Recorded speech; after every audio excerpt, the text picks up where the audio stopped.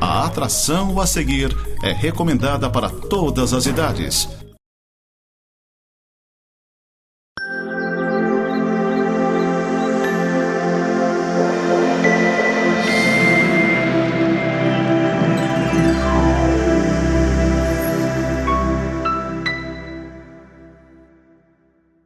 Olá, seja bem-vindo ao programa Semeando para a Vida Eterna. Este é o programa da Igreja Presbiteriana de Lages. Nós estamos aqui em Lages há mais de 100 anos, começamos a ter trabalhos presbiterianos aqui, atividades da Igreja Presbiteriana em Lages desde 1904. Já tivemos trabalhos em outras cidades aqui da região e, com a graça de Deus, pretendemos voltar a ter em breve atividades nas outras igrejas. Já fizemos muito pela cidade, pelas pessoas da cidade. Uma curiosidade que talvez você não saiba. Você sabe que Lages quase teve um hospital evangélico e que ele seria onde hoje é o Hospital Seara do Bem, o infantil. Então, a Igreja Presbiteriana de Lages, na época, começou a fazer os esforços para termos um hospital aqui, já que nós só tínhamos o Hospital Nossa Senhora dos Prazeres e não comportava toda a cidade de Lages.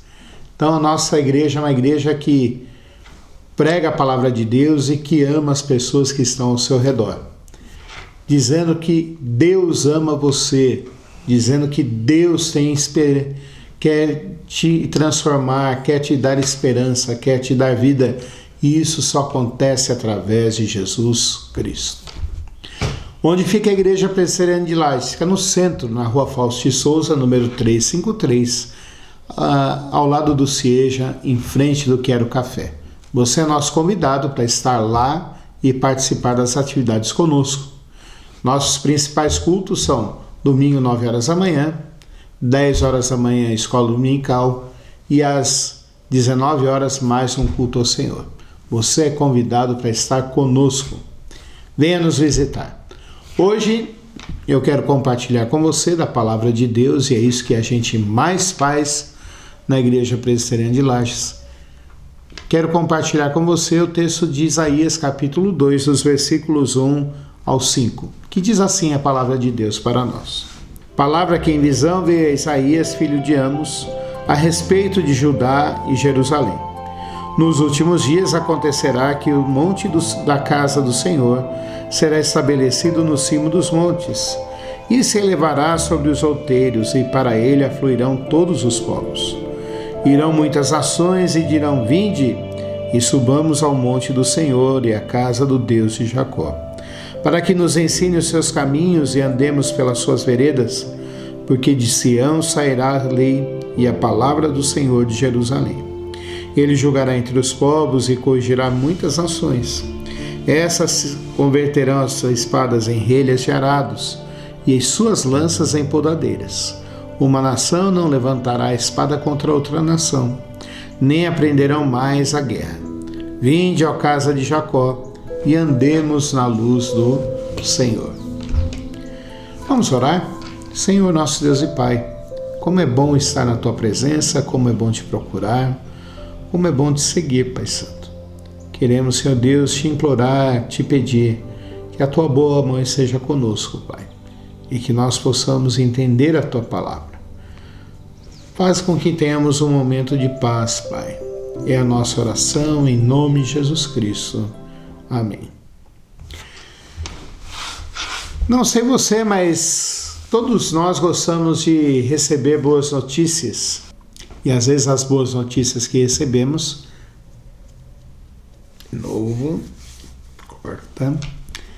e às vezes as boas notícias que recebemos são realmente boas, muito boas.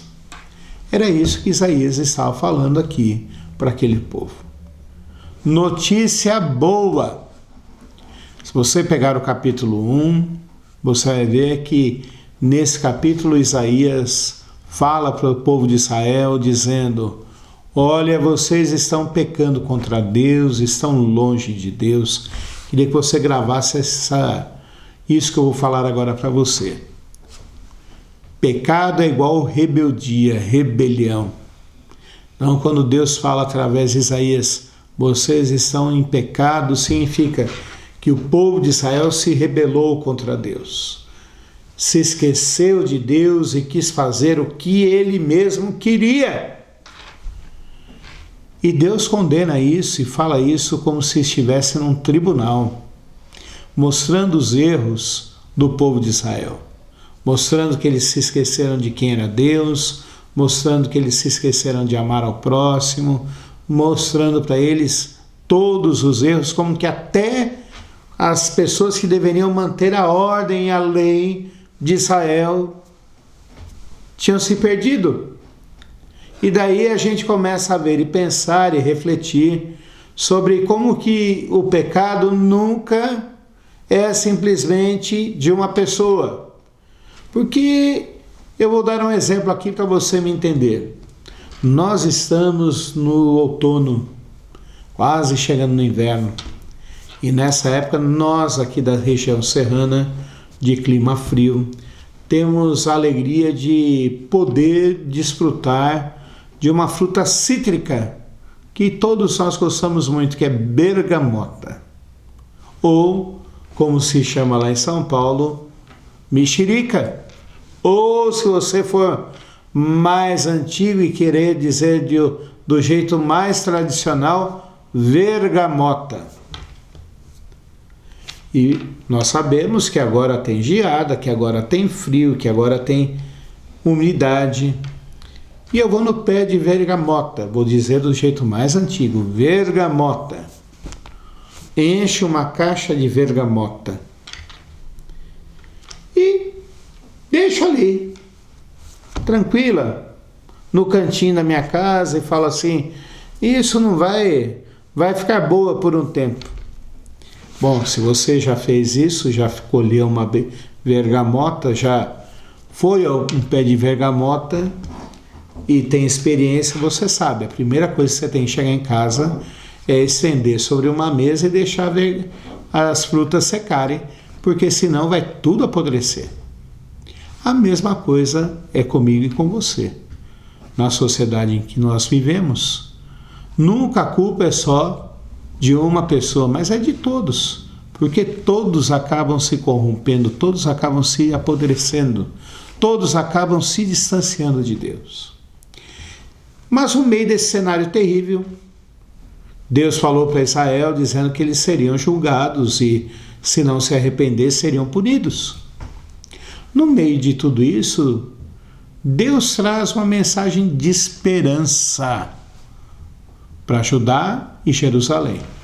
É interessante porque Deus quis colocar na boca de Isaías o nome de duas tribos. O nome de uma cidade, Jerusalém, e o nome de uma tribo, onde ficava Jerusalém. Toda uma região de Israel. E ele fala aqui, palavra Judá em Jerusalém. E essa palavra de esperança é uma palavra de restauração, uma palavra onde que demonstra que ele voltará a governar a esse povo com amor, com alegria, e eles entenderão quem é Deus. Bom, a grande questão para nós e que é uma questão séria nesse texto para a gente interpretar, será que essa palavra diz só para Judá e Jerusalém mesmo? Ou eles são símbolos, representam todo o povo de Deus? E eu queria dizer para você que, no meu entendimento, e eu posso dizer no meu humilde entendimento, é isso que acontece aqui. Judá e Jerusalém representam todo o povo de Deus. E aí eu quero começar a trabalhar com você uma ideia boa, que pode ajudar você a interpretar a Bíblia. Será que essa mensagem era só para o povo que estava ouvindo essa mensagem, ou é para todas as pessoas? Porque o texto começa dizendo aqui no versículo 2, dizendo, nos últimos dias. Como que a gente entende isso nos últimos dias? Será que nós conseguimos entender nos últimos dias simplesmente como tempos próximos do profeta Isaías? Eu tenho a impressão que não. Eu tenho a impressão que durante os tempos de Isaías não foram os últimos dias. Para mim, eu interpreto aqui, e com muito temor e tremor, com muita humildade, entendendo que os últimos dias aqui começaram com Jesus Cristo, mas não terminaram em Jesus Cristo. Eles envolvem todo o tempo entre a primeira vinda de Jesus Cristo e a segunda vinda de Jesus Cristo. Primeira vinda é o que nós comemoramos no Natal. No Natal, nós comemoramos Jesus Cristo vindo como servo sofredor, como aquele que veio humilde. A segunda vinda é a volta gloriosa de Cristo. Tem pessoas que falam em 2 momentos de Jesus Cristo voltar. Tem pessoas que falam sobre um arrebatamento.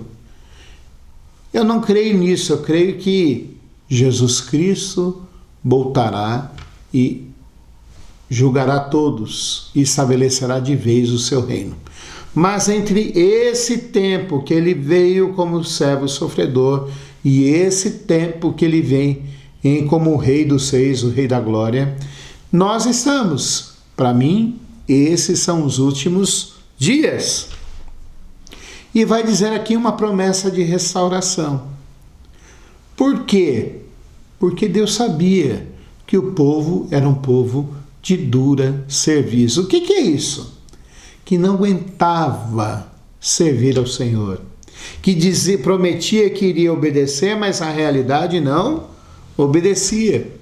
Que prometia que ia viver segundo a vontade de Deus, mas na realidade não vivia. Era assim que era o povo.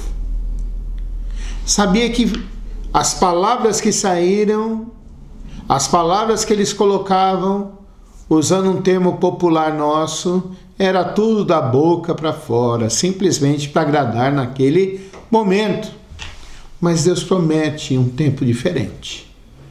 Ele fala assim: acontecerá que o monte da casa do Senhor será estabelecido no cimo dos montes, e se elevará sobre os outeiros, e para ele afluirão todos os povos.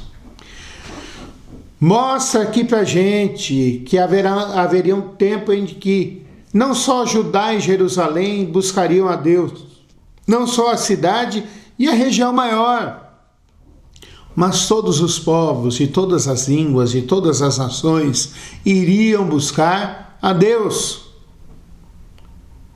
Porque lá seria estabelecida a casa do Senhor. É por isso que eu falei aqui que esse tempo começou com Jesus Cristo. Porque é isso que acontece. No calendário litúrgico cristão, que a Igreja Católica segue, e algumas igrejas evangélicas também seguem, ontem foi o dia de Pentecostes, foi o domingo de Pentecostes. E no domingo de Pentecostes comemora-se a descida do Espírito Santo. E, segundo Atos 2, quando aconteceu a descida do Espírito Santo, havia judeus vindos de várias nações. Como assim, pastor? Haviam judeus que vieram da África.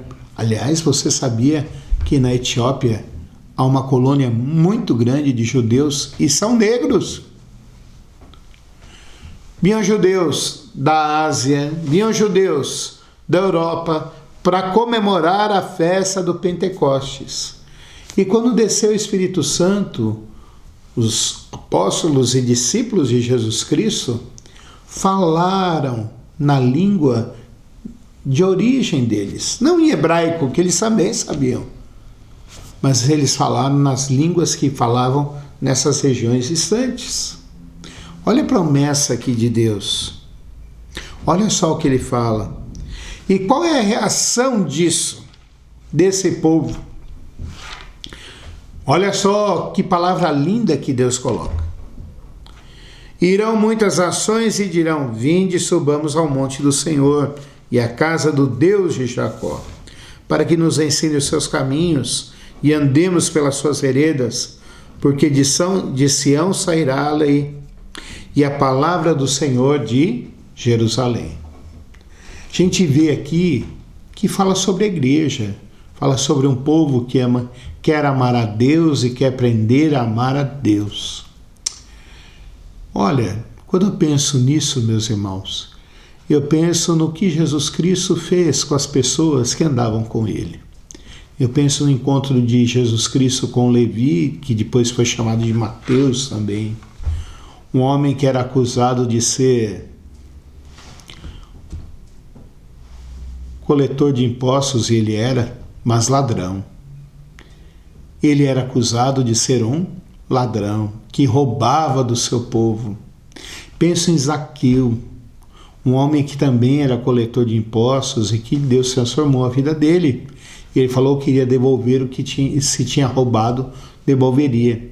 Eu penso naquela mulher adúltera que foi levada para ser apedrejada, mas faltava o homem com quem ela se deitou, porque os dois deveriam morrer.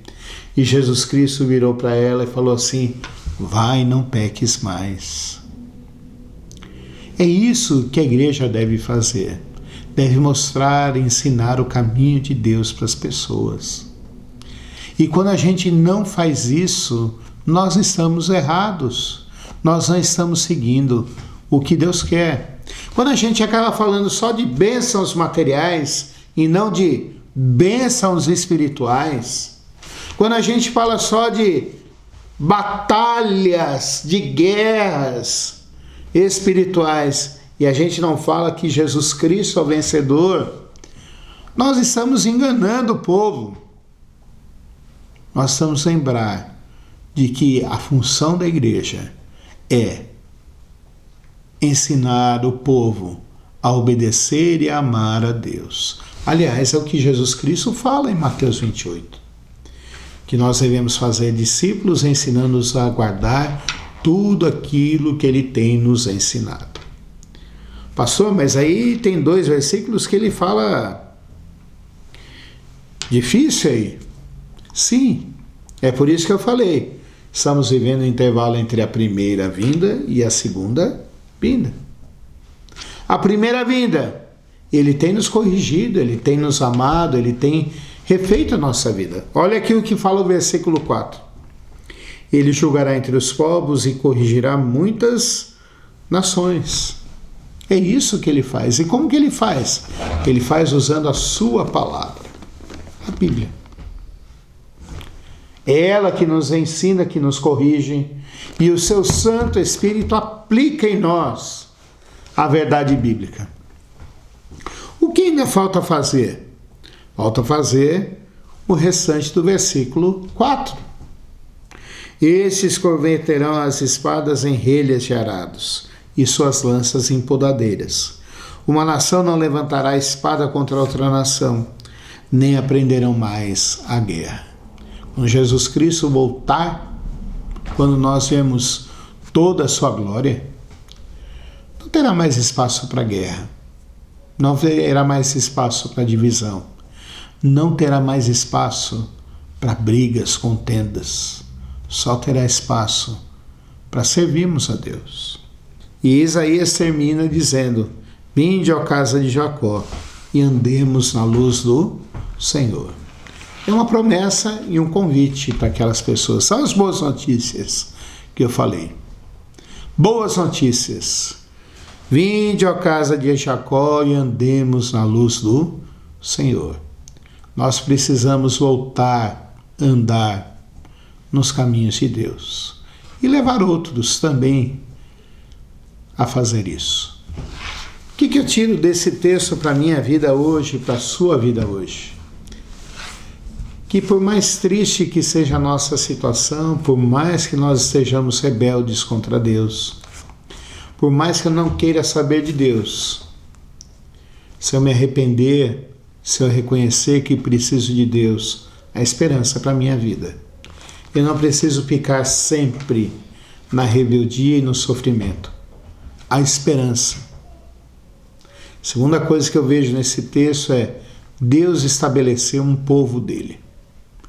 Deus estabeleceu a sua igreja e a igreja deve se colocar e abrir as suas portas para as outras pessoas. A igreja não pode ser fechada simplesmente nela, num clubinho. A igreja precisa entender que a função dela é demonstrar a graça e a glória de Deus. Como que eu faço isso? Levando o evangelho para as pessoas. Não falando de tradições, não falando de culturas, não falando de coisas humanas, mas servindo a Deus. Terceira que me chama a atenção aqui, a terceira lição que nós temos aqui. Para eu ser um filho de Deus, para eu andar na luz, eu preciso crer nos caminhos de Deus, seguir os caminhos de Deus e andar ativamente nos caminhos de Deus. Não posso ficar dizendo eu sei o que eu quero. Não posso continuar nas minhas antigas ideias. Eu preciso mudar. Preciso voltar a seguir a Deus. A última lição que eu tiro aqui, aliás, a penúltima, é que Deus governa todas as coisas, Jesus Cristo governa todas as coisas e Ele vai transformar a nossa realidade. Eu não preciso confiar em homens. Aliás, eu convido você a ver o programa da semana passada que trata justamente sobre isso. Eu não preciso confiar em homens, porque quem governa tudo é Deus. É Ele quem coloca reis, é Ele que tira reis. É Ele quem coloca prefeito e tira prefeito. É Ele quem tira você de um emprego e coloca em outro. É Ele quem governa. Então, ame a Deus, siga a Deus. A última, eu e você somos chamados para espalharmos a luz de Cristo aonde nós estamos. Não para levar trevas, não para levar confusão, mas para levarmos a luz de Cristo na nossa vida. Vamos orar? Senhor nosso Deus e Pai, nós te imploramos que nós creiamos nessas boas novas, nessas boas notícias, que seja esperança para a nossa vida, Pai. Que eu e meus amigos que estamos vendo esse programa possamos servir a Ti, amar a Ti e vivemos para Ti, Pai. Abençoa-nos, Pai. Cuida de nós, Senhor Deus. Cuida da nossa cidade, cuida do nosso estado, cuida do nosso país, Pai. É a nossa oração em nome de Jesus Cristo. Amém. Que Deus te abençoe e continue com a programação da Nova Era TV. Até o próximo programa.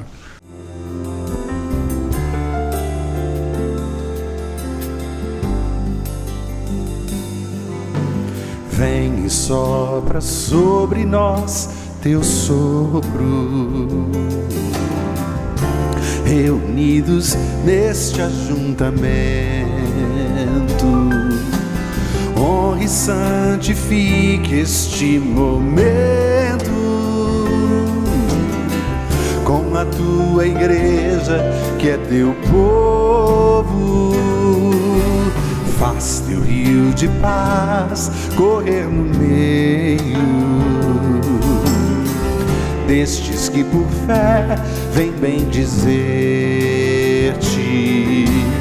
e a uma voz oferecer-te seus louvores, súplicas e anseios.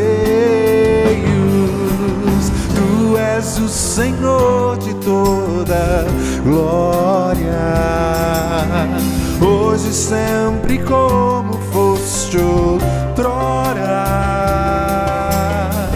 no correr da história, revelando teu amor, Deus bendito, Rei e Salvador. Deus bendito, Rei e Salvador.